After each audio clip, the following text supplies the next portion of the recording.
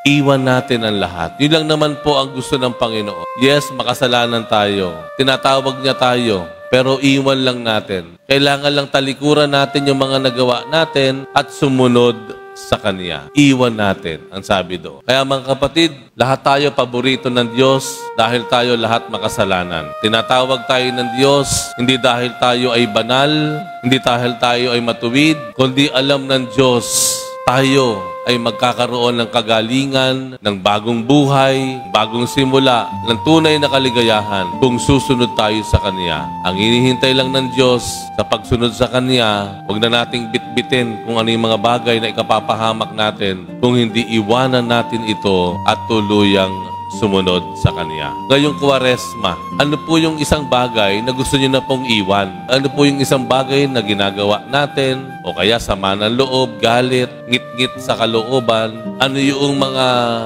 dapat nating iwanan para tuluyan tayong sumunod sa Panginoon at magtamo ng buhay na walang hanggan, ng bagong buhay kasama Niya?